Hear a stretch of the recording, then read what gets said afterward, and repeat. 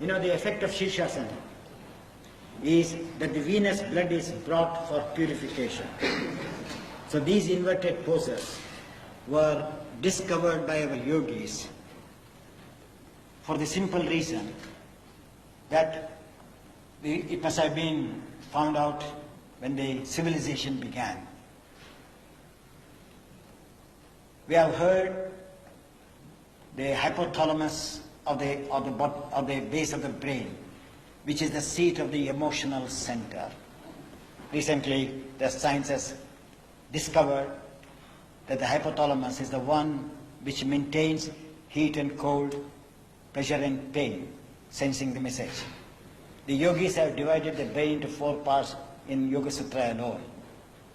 Analytical brain, reasoning brain, the brain which feels the ups and downs of the moods of life, and the top of the brain as the seat of the individuality.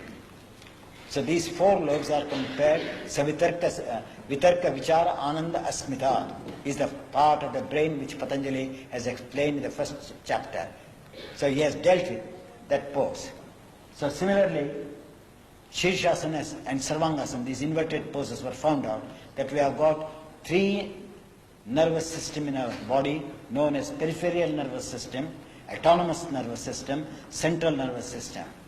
And Hatha Yoga Pradipika gives clearly these systems are controlled by Ida Nadi, Pingala Nadi and Sushumna Nadi.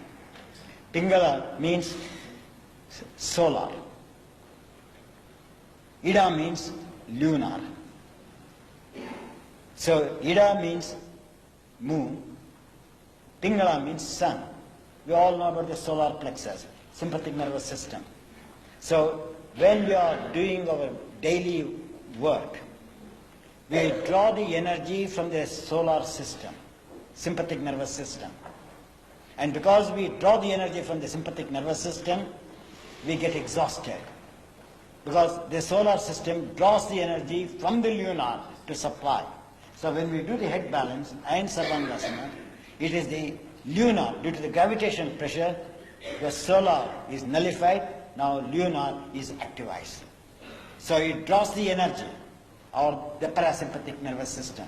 So the parasympathetic nervous system is made to become active in head balance and shoulder balance. And that's why these poses were introduced. And central nervous system is a very difficult system to handle. That's why when I said the Kundalini cannot be awakened. Peripheral nervous system functions from the senses of perception. And that's why today youngsters are taking drugs, because they get the stimulation on the skin first. So you can understand how to connect these things. Then the autonomous nervous system is semi-voluntary. It can be done by volition. It can work on its own. For example, inhalation, exhalation is going on. But you can increase, you can decrease according to your willpower. So hence it comes under semi-voluntary system, which depends on the mind. And central nervous system depends upon the discriminative power of the mind. A polio case, an arthritis case, a cervical slip disc case, it cannot be handled without proper judgment. So we have to give a judgment for the central nervous system to act so that the sympathetic and the parasympathetic nervous with the peripheral nervous system act very accurately. So we feed from the center to the periphery, or from the periphery towards the center, so that the judgment, intellectual judgment, comes for them to align the disturbed portions of the body. And that is the beauty. Here what happens, here the lunar system is working. In that lunar system, when it is working, solar is quiet, lunar supplies the energy because it is based on the base of the brain. Due to the resting on the base of the brain, the central nervous system also gets the feed. That is the Hatha Yoga Pradipika, where they explain very well on the physiological level. I've kept them long, you can see nothing has happened to them.